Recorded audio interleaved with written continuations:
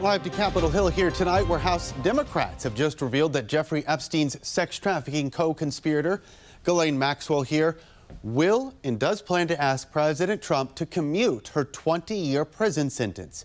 Trump previously said he'd, quote, have to take a look at any application submitted. An attorney representing some of Jeffrey Epstein's victims calling that possibility, quote, disgraceful. The grounds for commutation are typically things like wrongful conviction. Well, that's not going to apply here. A jury of her peers held she was a sex trafficker. Earlier this year, Maxwell in a deposition said Trump wasn't involved in any of Epstein's crimes immediately after she received a questionable prison transfer. And a whistleblower now alleging she's receiving some special treatment while behind bars, including customized meals hand-delivered to her cell, private meetings with visitors who can bring in a laptop computer, and that she's been allowed to play with service animals. Britain's Prince Andrew, a prince no more, his brother King Charles officially starting the process of stripping Andrew of his remaining royal titles and evicting him from the royal estate in Windsor.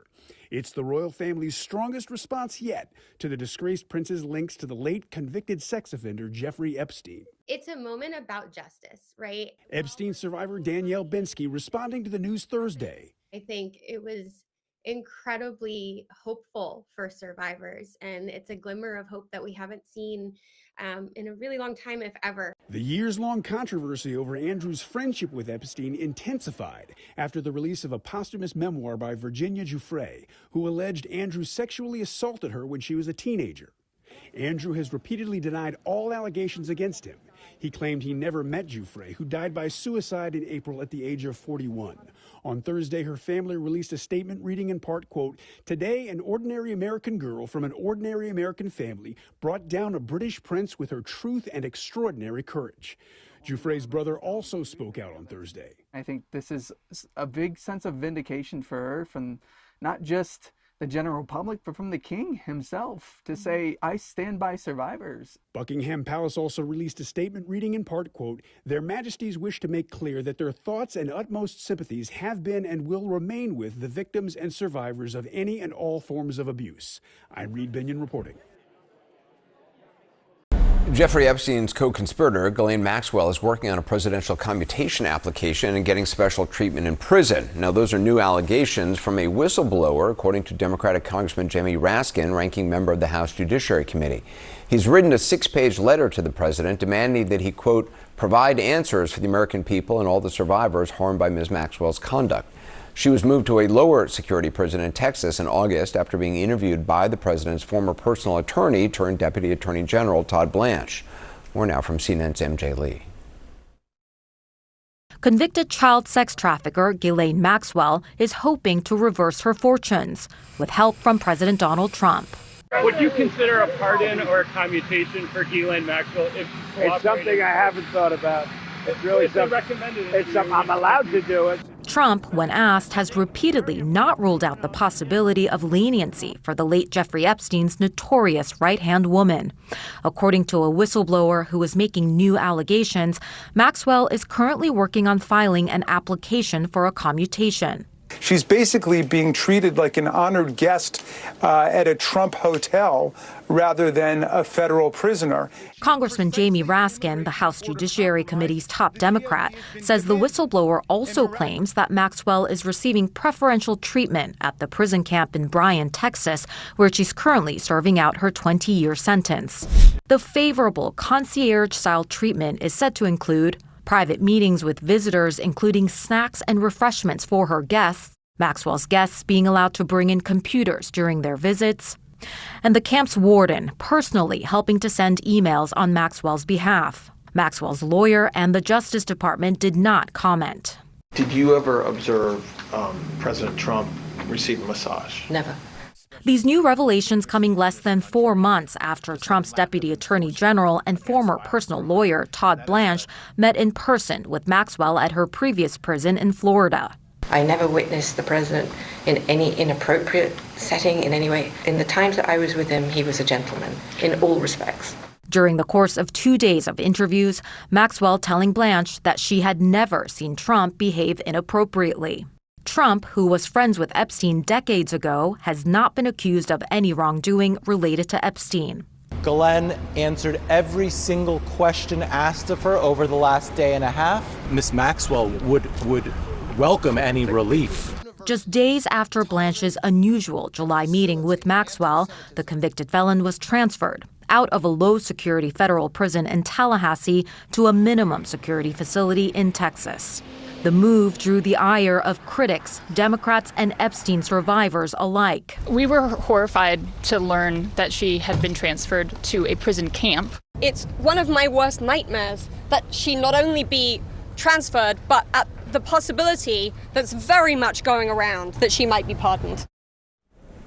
And we certainly expect the Epstein survivors to continue speaking out. We saw it at that last press conference there. I've heard it in the conversations that I have had one-on-one with some of these survivors. And they are really disturbed by any possibility, Anderson, of Ghislaine Maxwell getting any kind of preferential treatment or any idea of leniency being afforded to her. And Anderson, the Epstein-Maxwell issue really has been sort of ready to bubble up when we are starting to see that now as the government is getting ready to reopen again, because remember, there is that discharge petition that is just lacking that one final signature, and we expect that Adelita Grijalva, whenever she is eventually sworn in, is going to provide that last signature to force a House vote on the issue of the Epstein files. And I am told, Anderson, finally, that some of these Epstein survivors are just waiting for the next opportunity to descend on Washington, D.C. again so that they can continue pressing this issue. Anderson? MJ Lee, thanks very much. Joining me now, family members of one of Epstein's victims, Virginia Giuffre, before her death in April. She wrote a book documenting what she endured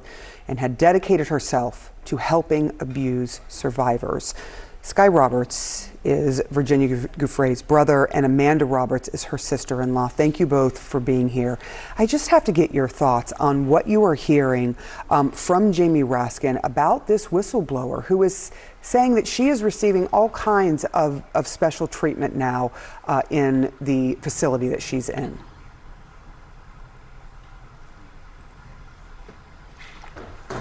I think it makes us angry. I do want to praise Raskin and the whistleblower for coming forward and exposing what's really happening. I think we have to remember as constituents, this is what our tax dollars is funding. We are funding a child sex trafficker to be in a prison that she does not belong in. She belongs in a maximum security prison. Our tax dollars are waiting on her hand and foot, and it's quite shameful. It makes us angry. It's a slap in the face to every single survivor who came forward. And why is this happening? Why is this happening? We still don't understand why she's there. We were never given any answers as to why she was moved, what happened during those conversations with her. It just all still seems like an extreme cover-up.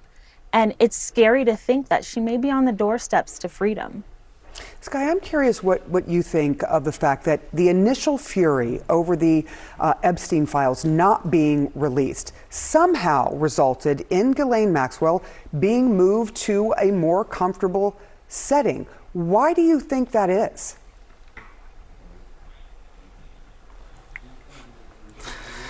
I think we really have to start questioning. That's an amazing question, because that's exactly what we need to be questioning, is why is she being moved to a minimum security prison after giving testimony in front of Todd Blanche? He should be summoned. He should be held to account to answer for those questions. It's simple. I think that we've prioritized putting power and money over survivors, and when is the government going to start helping them out? I mean, my sister would say it often, like, hey, guys, we could use a little bit of a hand here. We're carrying a lot of weight in terms of the names and the burden to come forward publicly and continue to talk about this. Like, help us out. You've only released 1% of the documents. So I think it's quite shameful. I mean, she doesn't deserve to be playing with puppies in prison and getting chef meals basically prepared for her and sent to her dorm.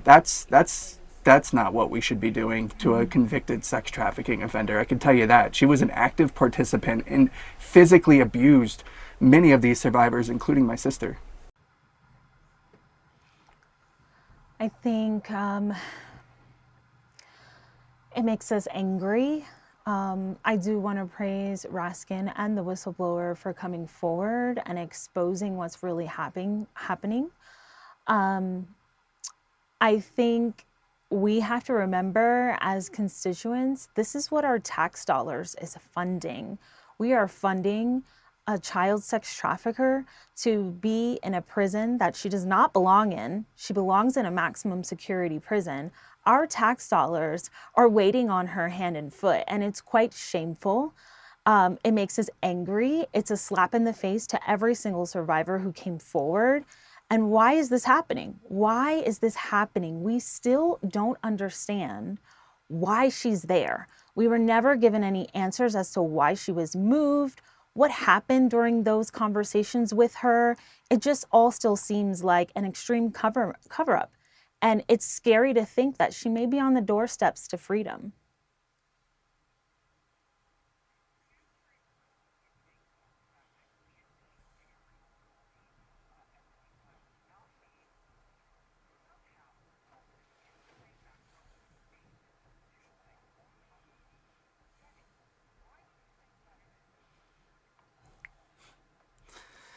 I think we really have to start questioning. That's an amazing question, because that's exactly what we need to be questioning, is why is she being moved to a minimum security prison after giving testimony in front of Todd Blanche?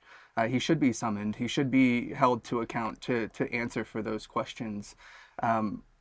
It's simple. I think that we've prioritized putting power and money over survivors. And, when is the government going to start helping them out? I mean, my sister would say it often, like, hey, guys, we could use a little bit of a hand here. We're carrying a lot of weight in terms of the names and the burden to come forward publicly and continue to talk about this. Like, help us out. You've only released 1% of the documents. So I think it's quite shameful. I mean, she doesn't deserve to be playing with puppies in prison and getting chef meals basically prepared for her and sent to her dorm. That's not what we should be doing to a convicted sex trafficking offender. I can tell you that. She was an active participant and physically abused many of these survivors, including my sister.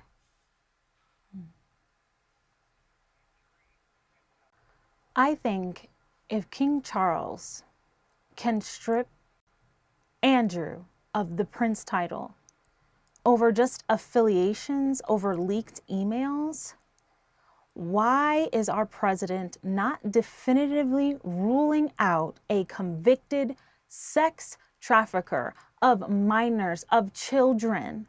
Why is our president not standing up boldly and saying, I'm sorry, but no, this is the line in the sand. This is not a party issue. This is a human issue that every single person can agree on. There is no gray area here, and there is nothing that she could offer. There's no truths that she will tell that should allow her any peace for the rest of her life.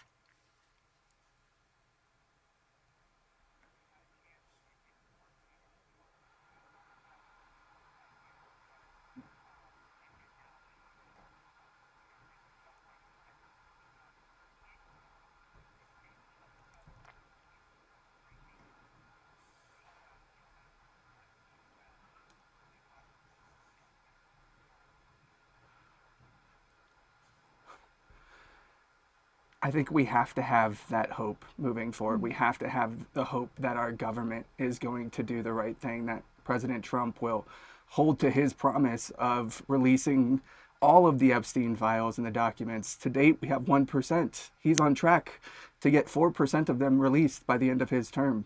It's pretty low statistics in terms of what he ran on. I want to have hope. I think Andrew was a start. I mean, the fact that there's acknowledgement there for survivors to say, you know what, King Charles said, we stand with survivors, the heinous things that they went through. I want to see our own government do that. They're safe keeping these documents in this little, I'll call it a Pandora box that needs to be released. It's shameful that the survivors have to continue to bear this, and we need our government to help us. Please help us carry this burden forward so that we can hold these people to account. I have faith. I still have faith that they can do it.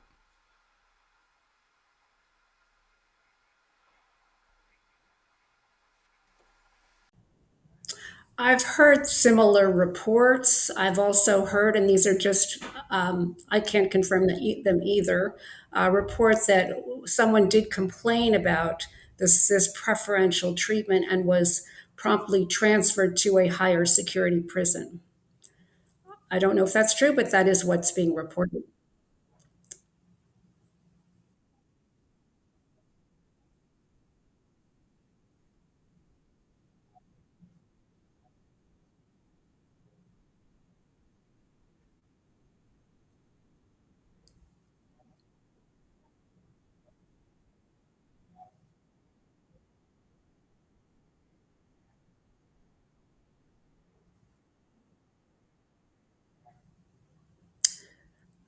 That would be very distressing, disgraceful, and upsetting if there's any effort to move forward with a suggestion of pardon or commutation. And it also doesn't make sense, Jake, because the grounds for commutation are typically things like wrongful conviction. Well, that's not going to apply here. A jury of her peers held she was a sex trafficker. Another example would be rehabilitation. That is also not going to be possible since she has not expressed any remorse. Another example would be that it's a nonviolent crime, and that doesn't seem to apply either. In fact, I took a look at the particular form that you'd have to fill out, your attorney would have to fill out. And one of the questions on the form was, what was your role in the offense? And do not omit facts or minimize your role.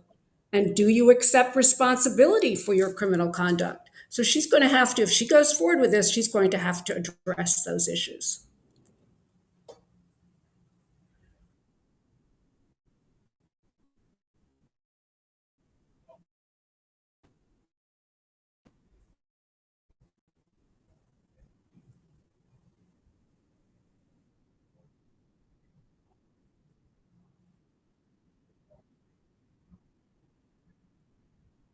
I think that would be appropriate, given that he did interview her with very little knowledge, prior knowledge about the case. I think that would be fully appropriate to do that. I'm not sure that's going to happen, but I think it would be a good move.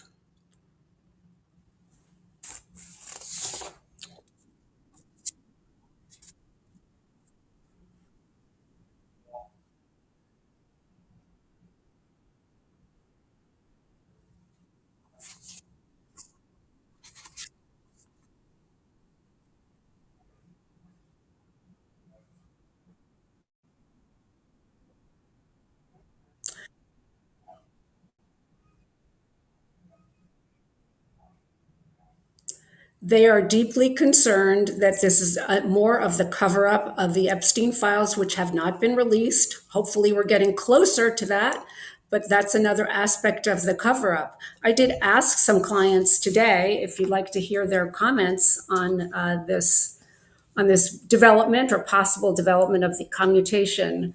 I'd like to read a few of them if that's okay. Here's Annie Farmer, who testified at the trial, at Maxwell's trial. Maxwell is a convicted sex trafficker and felon who's been accused of lying under oath. Her latest attempt to escape accountability makes it clear she has no remorse for her crimes. Any special legal treatment for her could not only be profoundly insulting, it would be downright dangerous for survivors.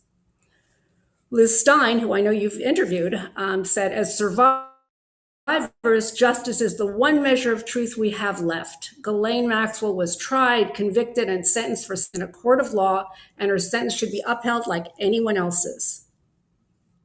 So not happy. They're not happy, and they're very concerned that while the trajectory that they see developing in the public eye, where there's a movement towards the release of the file, there was a press conference to discuss that, the actual step to them whatsoever.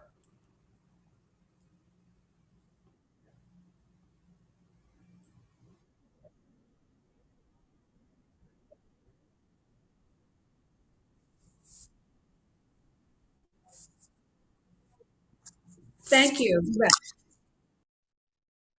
Thank you for having me on. You know, it's just disgusting. I mean, that's really the only word I can put on it. Justice should not come with a VIP pass, but apparently for Ghislaine Maxwell, it does. You know, my clients, the victims of Jeffrey Epstein and Ghislaine Maxwell, they have to live with trauma for the rest of their lives. And here they're seeing Maxwell get an upgrade with puppies and computers. It's disgusting. It should never happen. And it should make everyone question what exactly is going on here and why this is happening.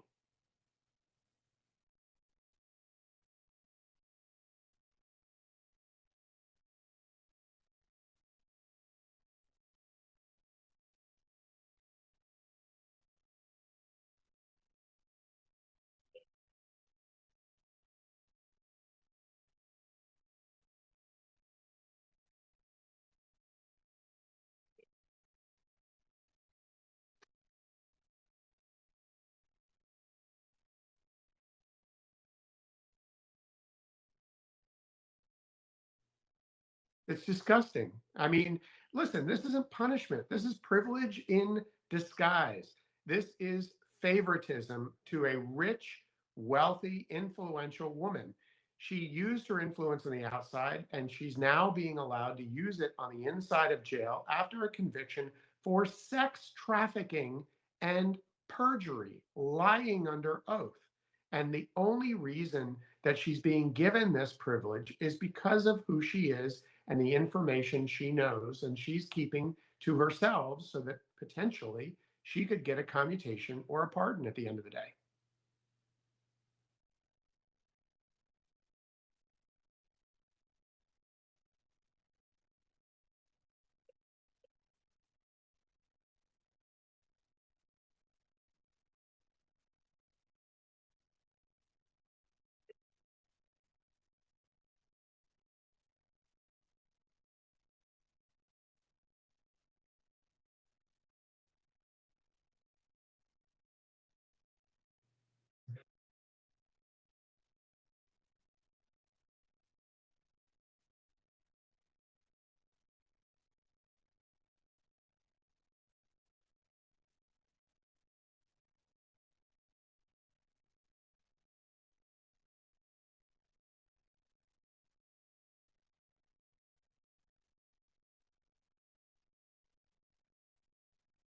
That's silly. It's just comical to hear him say that. 43,000 pages is absolutely nothing in comparison to what the FBI is currently holding in their custody. I have seen firsthand inside of Jeffrey Epstein's home before it was demolished in Palm Beach. He had video cameras throughout that home. They also, one of my clients saw video cameras in the Manhattan home, inside the home, in a master control room. The FBI has custody of these videotapes, these surveillance tapes from inside these homes, showing all of the people going in and out of the homes. Release the video, release the footage, show who's on them, show what was involved in this. If they don't release the video, they haven't released anything.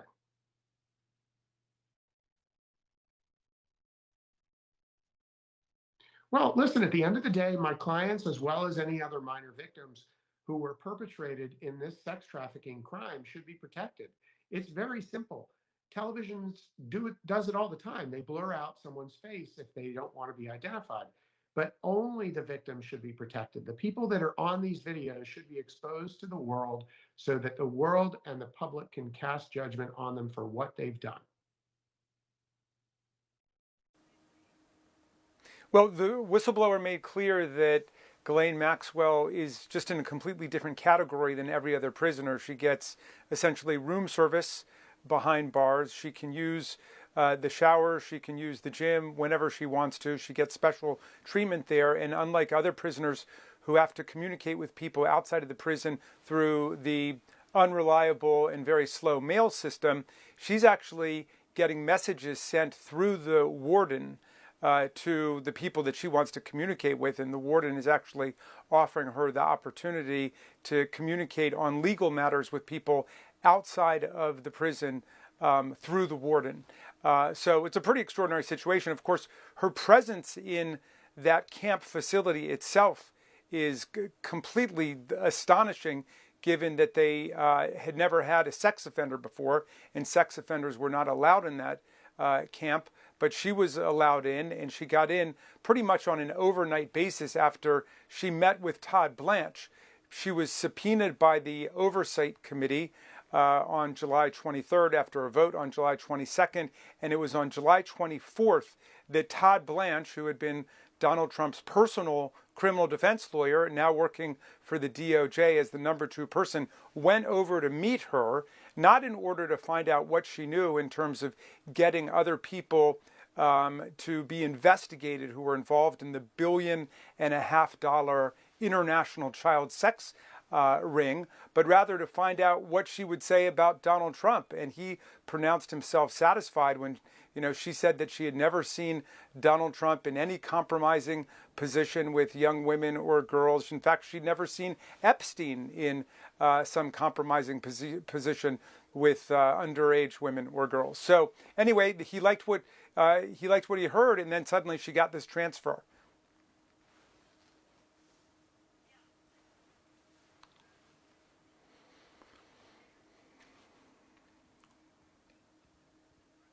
Well, I don't want to get into any more depth on it, but I would say this is a person who is in a position to know everything that was reported to us. Absolutely in a position to know. I do. Well, one of the other things that came up was that Ghislaine Maxwell is actively seeking a commutation, a pardon from the president right now. And I learned from somebody else, a Republican, that there's a lot of chatter that, he just pardoned 77 people who participated in different ways in his attempt to lie about the 2020 presidential election, his attempt to overthrow the election, and all of that, some people are seeing as a smokescreen to get people talking about that, because none of these people are facing federal prosecution. They've already been disbarred or faced other kinds of charges. But all of that is really meant to distract people from what may be a pardon forthcoming for Ghislaine Maxwell.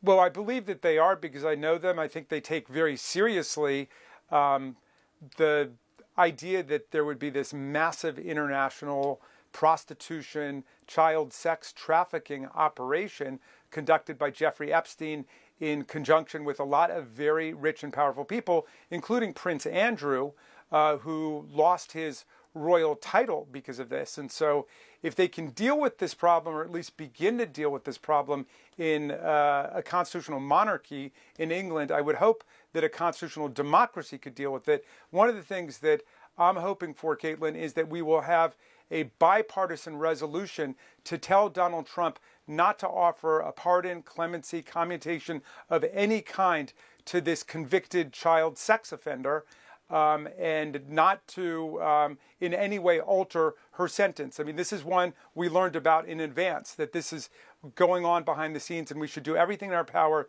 to state on behalf of Congress we are opposed to this. And she's, by the way, completely unrepentant. She has never come to terms with what she did. She did not testify at her own trial, and she continues to lie about what took place.